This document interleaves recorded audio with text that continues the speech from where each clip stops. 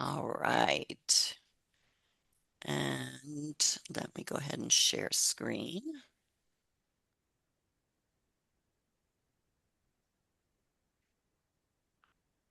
All right. So hopefully y'all can see that PowerPoint. Yes. Yes. Okay. So today's training focuses on a specialized instructional approach, which is creating an LMS sandwich module training.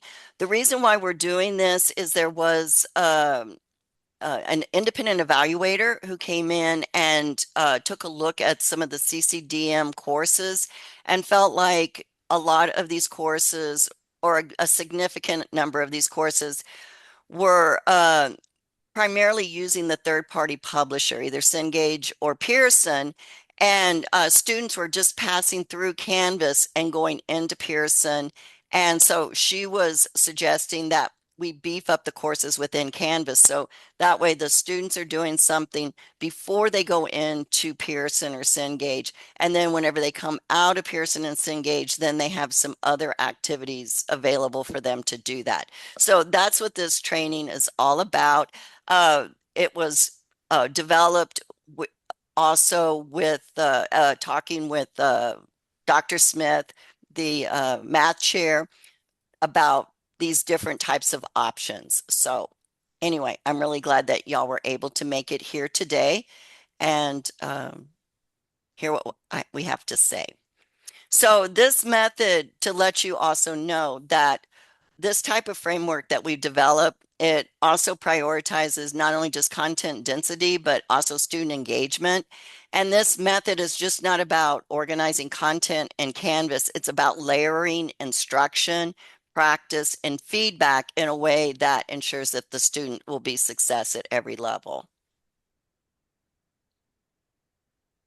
Okay.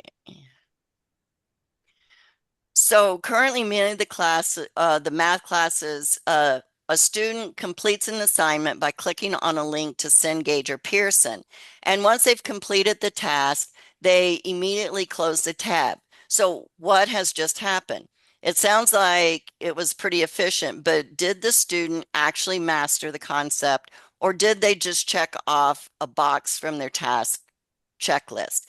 So this was a little icebreaker that you're welcome to share your thoughts if you want. The question is the one that I posed. If a student does go into Cengage or Pearson and completes the assignment, do you, as an instructor, what confidence do you have that they actually did learn that concept? Or is this just something that they are doing just to check off a list of assignments? And again, you're welcome to do that, but you don't have to either. So in online teaching and learning, there's a thin line between completion and comprehension. When we do rely on publisher platforms, we risk creating a very transactional learning environment where the goal is just to do a check mark rather than the long-term retention of knowledge. So the LMS sandwich is a pedagogical design strategy that wraps external tools within your Canvas course design. So by layering these purposeful activities before and after the publisher assignments, we can shift from passive participation to active synthesis. And feel free to ask any questions as we go along too. So our learning goal today is to master the sandwich design method, which is the pedagogical structure that ensures content is bookended by context and assessment to maximize learner retention. We've got some learning goals today. We're going to identify the three essential components of a sandwich module when integrating publisher tools. We are going to design custom overview pages that bridge the gap between your course outcomes and the external publisher content. We're also going to develop a wraparound activity that forces students to synthesize external data back into the LMS environment. And then we're also going to evaluate a module, and this will be at the end, for contextual gaps where learners might get lost moving between platforms. So the sandwich, I really want to make clear to you, is not just about adding more work. It's really about applying cohesion to what might be a fragmented learning experience. And so the instructional designers that were contracted by the grant, we are here to help you uh, to put those components together as you need any type of support in doing that. So this screenshot shows how a typical CCDM module look like to the external evaluator, which kind of looks like the infinite scroll where students, it's not so much a learning path, but a list of chores. So for course developers, this module does look organized, but for students, this nondescript list of activities does create cognitive friction. And the primary issue here is scrolling fatigue. When students are faced with raw links that lack any type of surrounding context, fatigue quickly sets in. They start asking, what is this for? Instead of entering the module ready to engage with mathematical concepts, they waste a lot of energy just trying to find relevance or just simply end up just clicking the box to get the task over with. And they're searching for the how before they even understand how to do the why. So this leads to a significant consequence, which is contextual gaps. Without an instructional bridge within the modules, learners begin to treat Canvas and the publisher platforms as two separate universes rather than one cohesive lesson. They get lost in the transition, and the mathematical narrative we try to build becomes severed. So our goal in redesigning these modules is to eliminate that friction by moving away from the infinite scroll of raw links to a design that provides immediate context.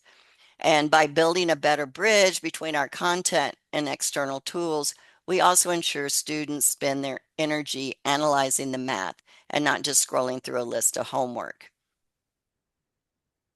So to solve the separate universes problem between Canvas and the publisher tools, we're adopting what is called the architecture of retention. So it could be called that, or the sandwich is a very easy type of image to also to consider too, because with a sandwich, what was previously given to the students was just the meat or just the raw publisher links. So to create a successful learning experience, there needs to be a wrap that the external activity with a top and a bottom bun of Canvas related type of activities. So the first layer is the top bun, which is the Canvas context.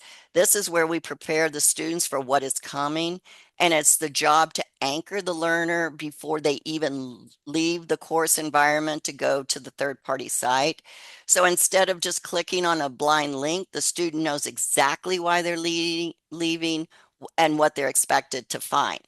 And this provides mental scaffolding for the next step.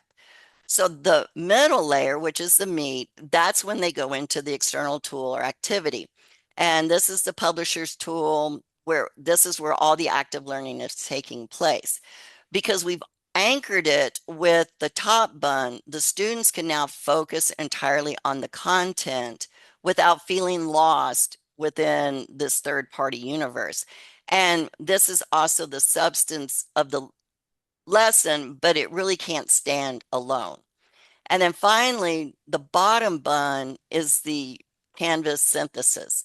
And this is the wrap up or the reflection phase. It forces the students to bring that external data back into Canvas and synthesize it.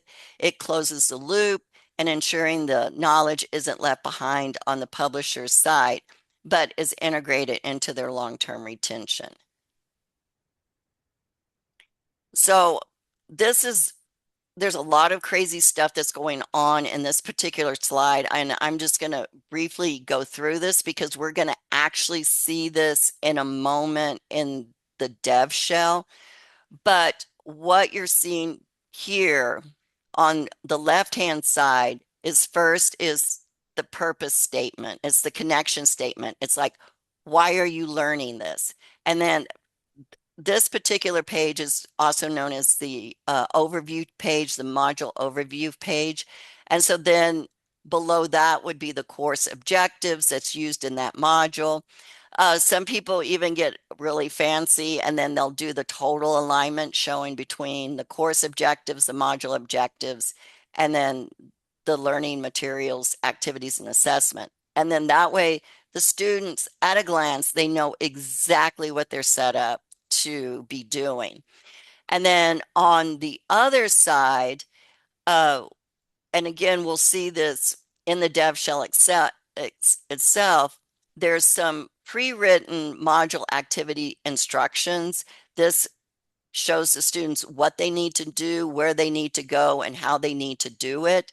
And it's for the overall activities as well as the individual assignments, because the assignments will remain as links, but here on this module overview page, they'll get more context to what those links are. So this slide shows another variation on what I just showed you, which is part of the module overview page.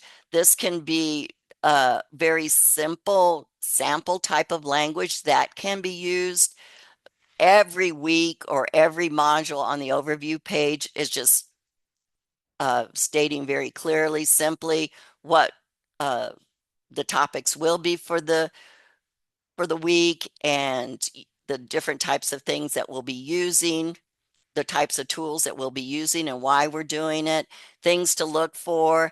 And then one thing that, and the main reason why I put this in here is there's the technical note. If students are having problems getting into the third-party publisher, then here's some information for them to go and get help.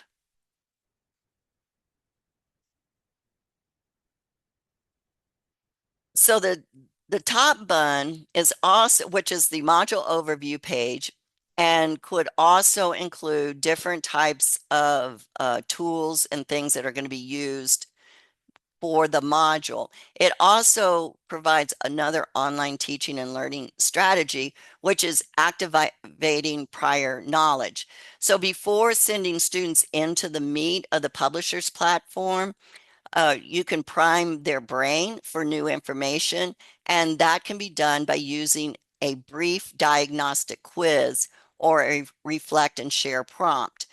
And you can think of this activity as the LMS hook, which catches the student's attention and prepares them for the work ahead.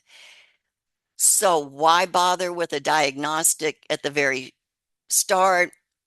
Well, first it connects the what's going to be learned, the math concepts that are going to be learned in that module, to what was learned in the prior module. And it will create a continuous thread of knowledge. Second, it helps students identify gaps. They realize that they don't know before they dive into the homework. And that is significantly important, because there is research that does show that when a student struggles with a quick diagnostic question, they are suddenly much more motivated to go find that answer within the third-party content. And then now their homework within the third-party publisher takes on new meaning. So when and I'm going to show you how to create these very simple easy hooks in the dev shell here towards the end. So, and then whenever you are creating these hooks, it's important to make them very low stakes, limited to only 2 or 3 ungraded questions max, and it takes only 5 minutes to complete. And the focus is really just on foundations, prerequisite skills that are needed for the upcoming activity. Something like that will engage the student, encourage risk taking without the anxiety of a grade. And for ease, This quiz can be placed on the module overview page, or you can also create a very quick quiz and set the module requirements and the prerequisite to ensure that the students do the quiz before advancing to the publisher's platform. And these diagnostics can provide you a gold mine of data. By reviewing the stats, if you see 80% of the class miss the diagnostic, then you know to post a clarification announcement or put something into your lecture notes. And my pro tip with that is just don't ask, do you remember X, but ask them to apply. A quick calculation proves mastery much better than just a memory check. So when students take a 1 to 3 quiz diagnostic quiz before leaving Canvas, you're not just checking for understanding. You're also using psychology to prime the students for the highest possible engagement for the upcoming material. Uh, Look at the cognitive chain reaction being triggered. It starts with the diagnostic quiz. When a student encounters a question they can't answer or makes an error, then a knowledge gap is immediately created in their brain. And this isn't a negative experience, it's a powerful motivator. This gap creates a mental itch that students now want to scratch, transforming them from a passive scroller into an active hunter for information. By creating that knowledge gap in the LMS, we can see a 40% increase in students' attention span once they move into the publisher's platform or into the publisher's platform. Uh, because why? Because they're actively looking for a specific solution to a mistake they just made. So instead of being faced with a list of raw links that students don't understand, now they're given a challenge they want to solve. By engineering these knowledge gaps through simple low-stakes diagnostics, we ensure that the time they spend in external tools is 40% more effective. We're moving from giving them a list of tasks to do to give them a reason to pay attention. So also to protect students' momentum, you can embed shadow support. This is a practice of embedding technical advice directly into the top bund of the modules. And the goal is simple, because preempt failure points so that technical friction never interrupts the pedagogical flow. So what does that look like? That's having just stating very clear troubleshooting and expectations before they leave the LMS, you know, uh, where they need to go for tech support, and how to contact it. And maybe even just as what's showing in this particular slide is reminders of troubleshooting things students might be encountering, with the pop-up blocker warning, clearing caches, that sort of thing, just reminding them different things that they need to do in the online environment. Okay, and then we'll move past this. So now we're going into the meat of it when the students now leave Canvas and they go into Cengage or Pearson. And there's two primary ways that students can enter in. And I've seen instructors do two different ways, is either like the scenic route or the express lane.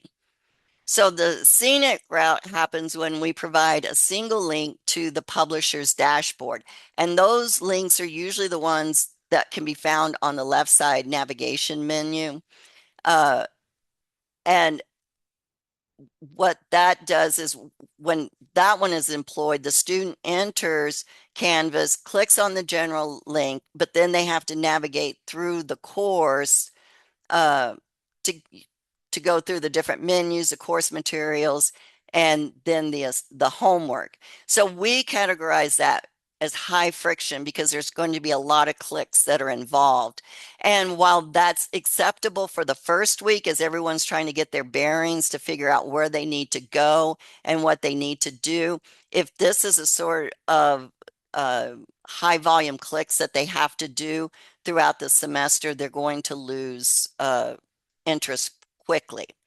So the other way, and this I would say probably 90% of the instructors do it this way, is the express lane, which is like it utilizes the deep linking. So those are the direct LTI links that are embedded within the modules. And that's the ones that the students see that just without any type of content text, they don't really know what it is. But when it clicks on it, then they move right the into the where they need to go.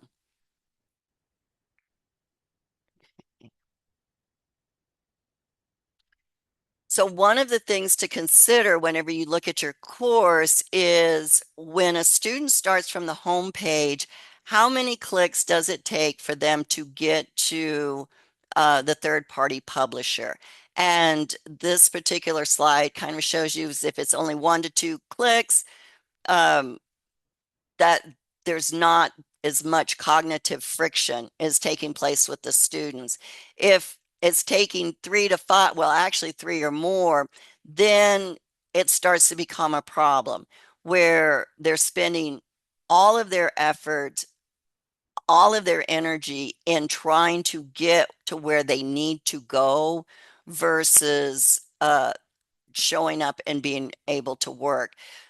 This is something that I do recommend that instructors do at the beginning of every semester is to go in to their course as in student view and act as a student and then start clicking to see how many clicks it takes for a student to get, like I said, from the home page into ready to work there in the publishers to be able to see how easy it is. It's a pretty easy, quick type of exercise to do.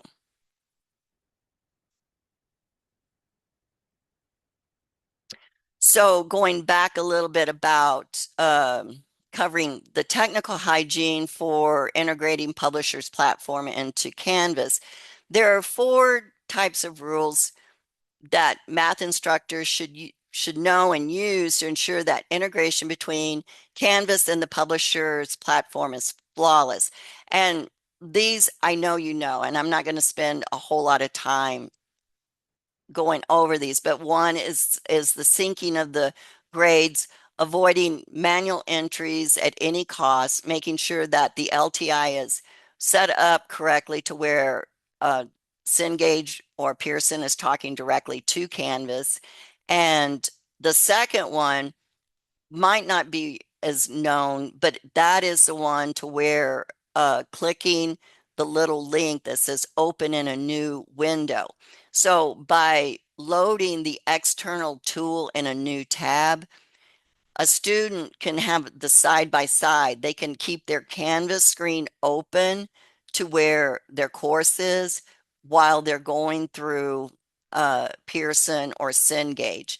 So they have both open at the same time. And I strongly recommend having it set up that way to where they go in through that new window. The third one is this also goes back to the beginning of the semester kind of check up with your course is to verify the links. Never assume the links are working at all uh, because they break often. So again, going in as a student, you can test your course to make sure that all the links are correctly deployed and there's none of them are had that 404 error to it. And then the rule number 4 is the contextual anchor, and that's not leaving a link naked. So every deep link should be embedded within the Canvas course that has content text wrapped around it. So following these 4 rules We can protect the student from technical friction that distracts from mathematical learning. It's not just about IT settings, but it's ensuring the bridge that we've built for students remains stable and clear. So we've successfully anchored our students with the top bun. We've guided them through the meat, but now it's time to take a look at what happens once they finish their last math problem in the publisher's platform. This final and perhaps even more vital step is the bottom bun, the synthesis or the wrap up. And the primary goal here is to prevent students from drifting away once they've finished their homework, uh, bringing the students back in to Canvas for one more or two more activities will ensure that the knowledge is actually going to stick. So the secret to a successful bottom bun lies in the prompt strategy. Instead of asking questions like, what did you learn? We ask metacognitive questions like, what happened? For example, if a student just finished a math simulation, you could ask them, based on the simulation you just completed, which variable was the hardest to control?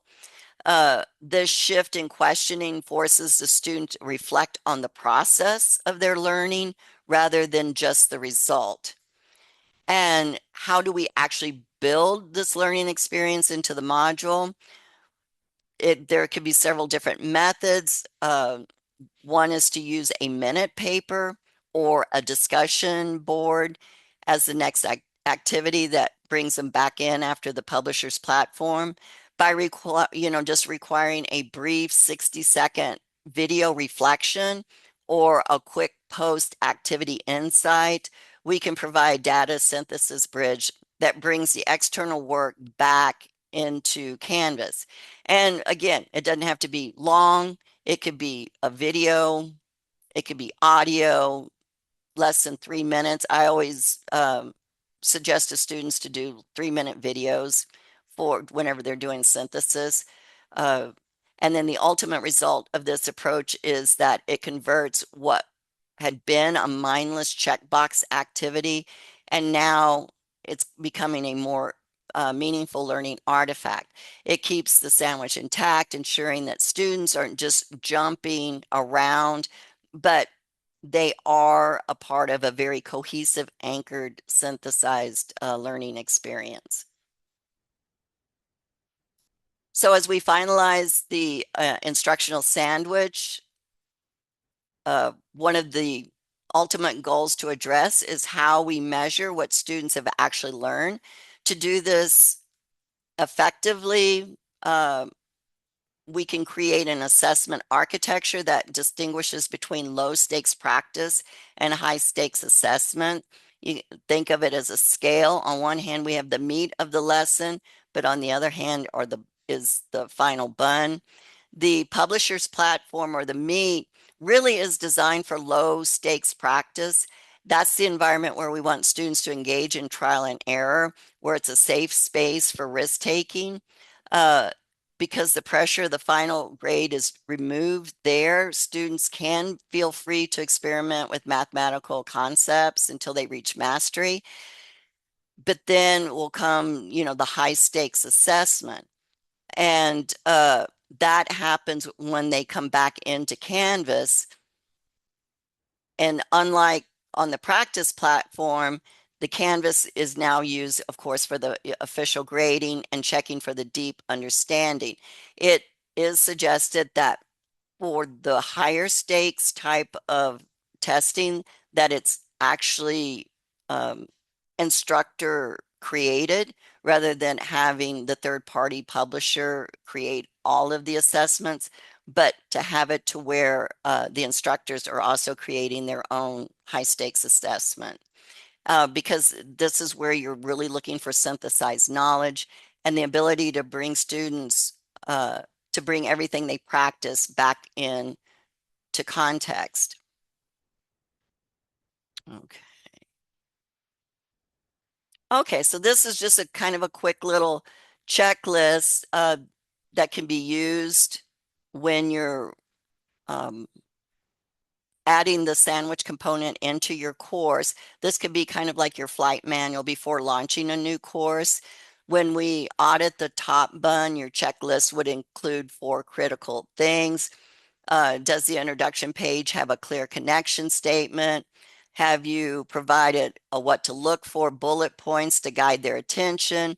Is there a low stakes diagnostic quiz for 1 to 3 questions?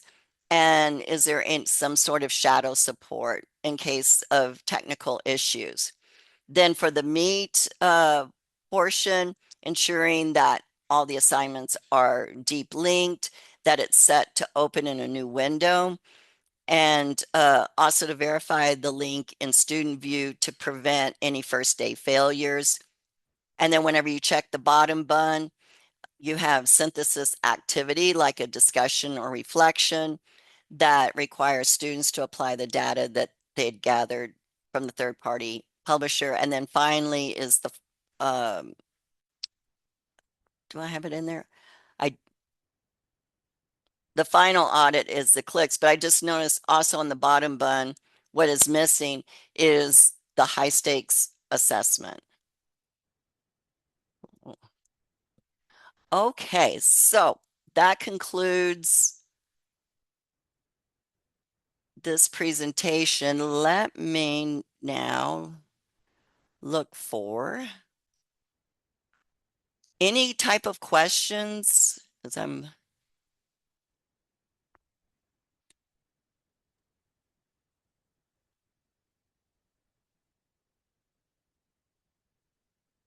Can't think nope. of Okay. any right now. Okay. I'm just looking at just absorbing every. I know it's a lot. It is a lot.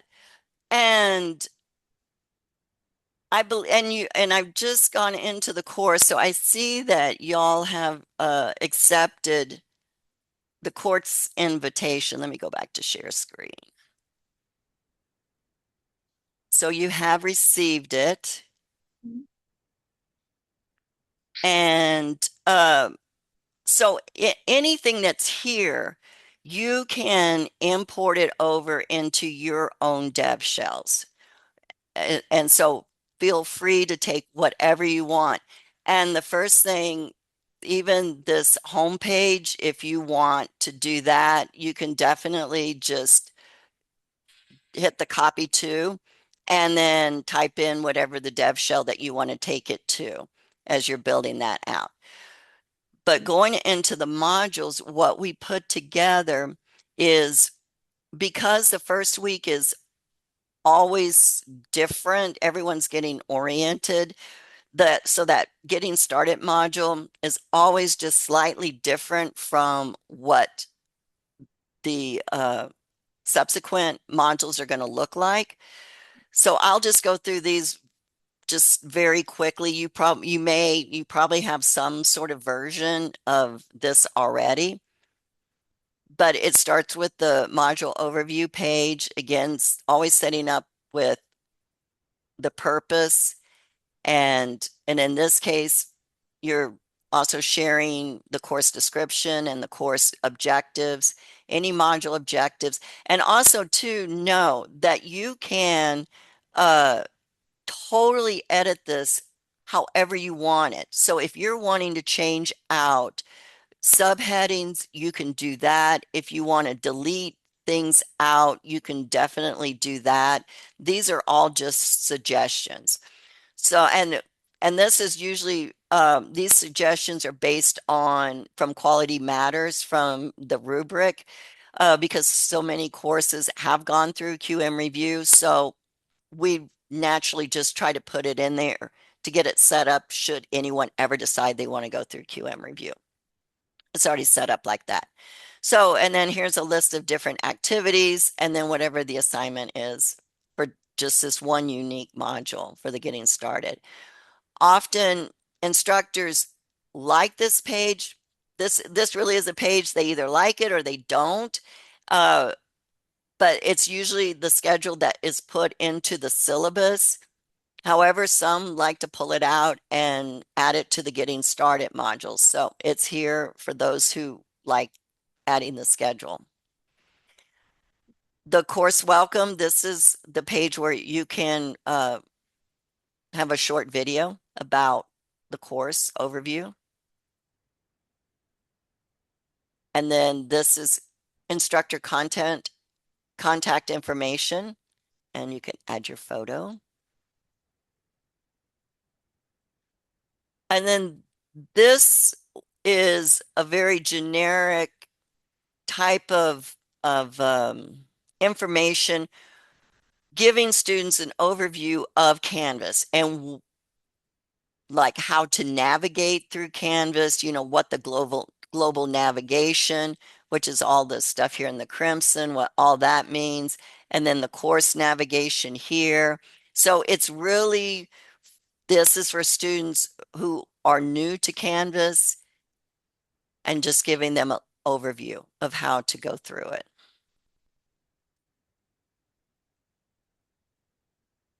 And this could be introduction discussion, which is always really an important first introduction for student to student interactions and getting to know one another.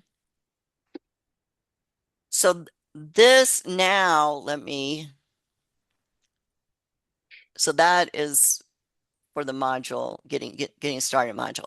So now we'll start here. This is what a typical module would look like. So basically, best practices, when you start to set up the modules, it's very helpful for students to put in not only what the module number is, and you could do module, you could unit, week, whatever, but it's very helpful to put in what the topic is and then the dates that they're going to be in that module. Those are two helpful pieces of information for students. And then and I have found this to be very helpful for instructors, is to have like a nomenclature of setting up the structure of your modules. So doing something like, if you're doing modules, you could do M1. And this really does help whenever you go back into pages. If you're wanting to organize pages, organize assignments, discussions, all of those things, having everything kind of in alphanumeric order is extremely helpful. So I suggest that. And this would be the top part or the top bun of the module. And this is the getting started. And we'll go into this page here in a moment.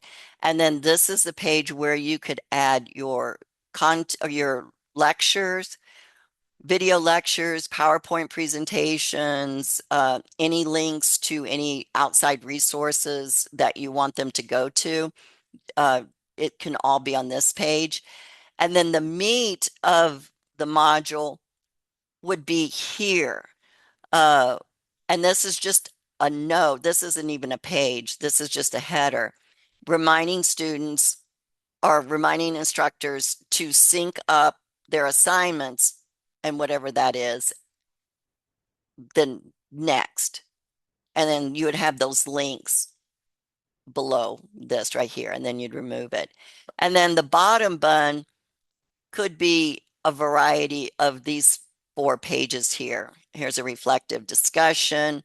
It could be then also a module Q&A, and then this could be a quiz or an exam. And then I'll take you through this, what all this means here in a minute. So we'll start up here.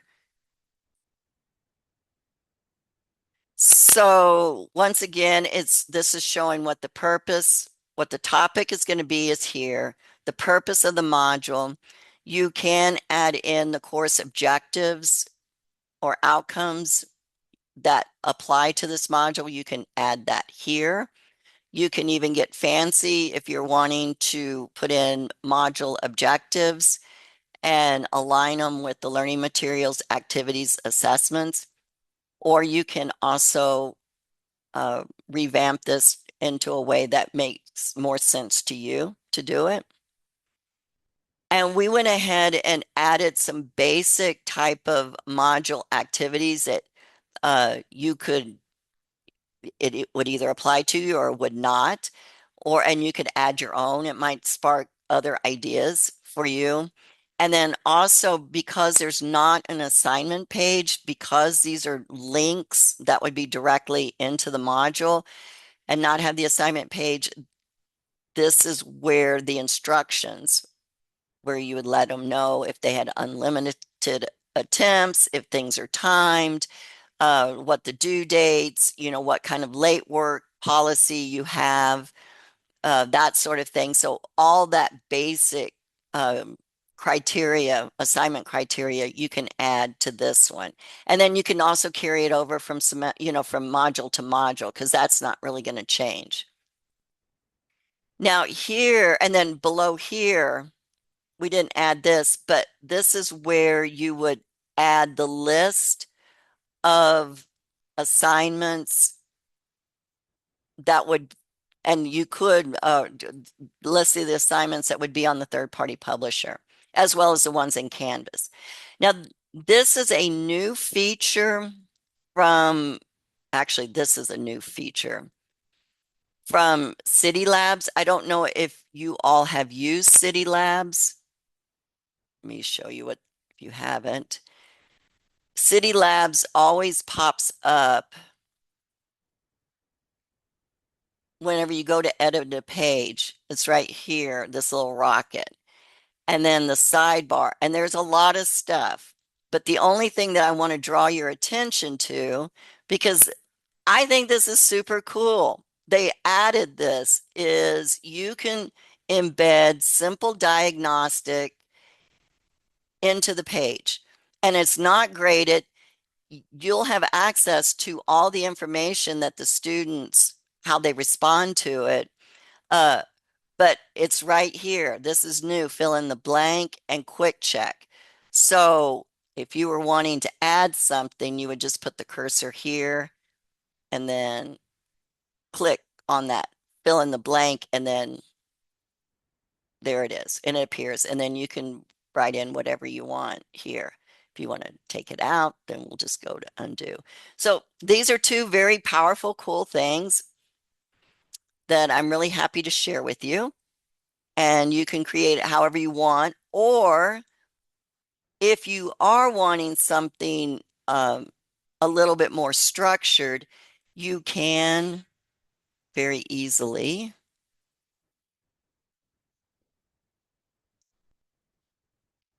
just add a quiz.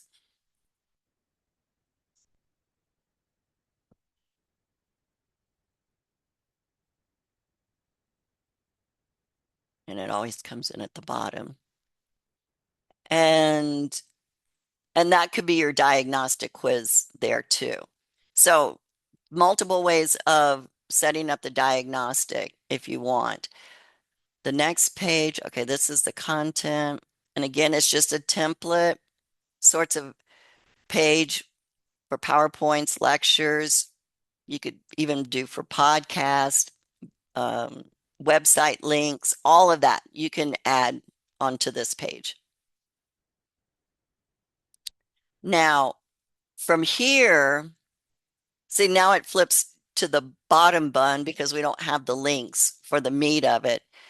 But after that last page, the students would then go into the links and would do their assignment, and then they would come out, and then it could be a discussion, it could be a short video thing, um, whatever you would like.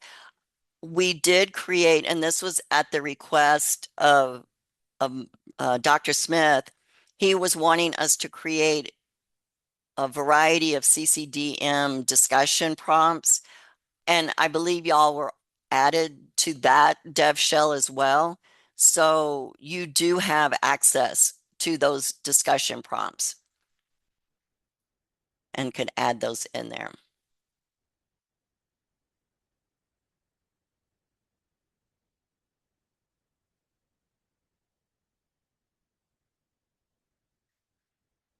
This is a different type of Q&A, um, and one that I've used and I actually use this with graduate students, but I think it can be used with all students, and it's a reflective type of thing that they could do at the end of a module.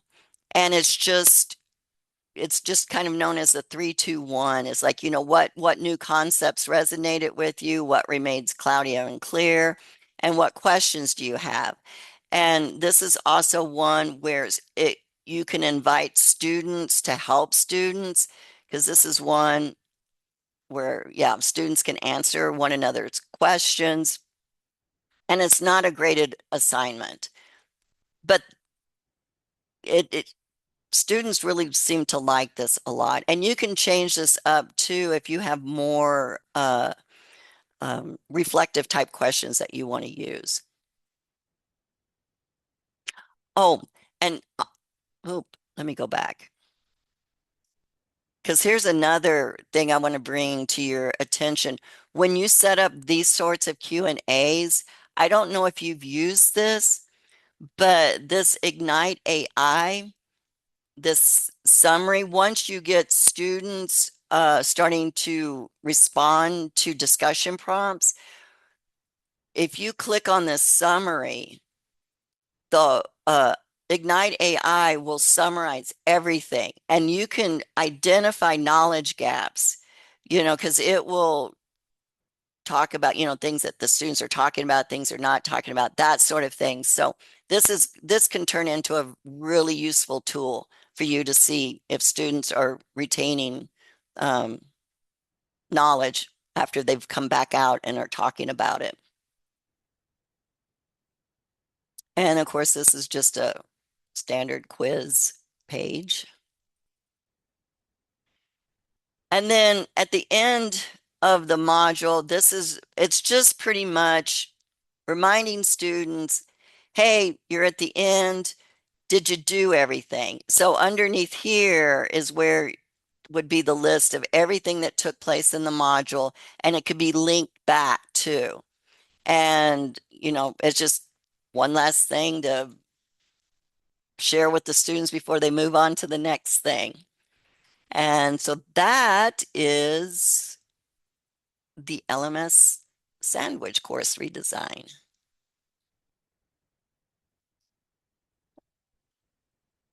Y'all are awesome. I know that was long.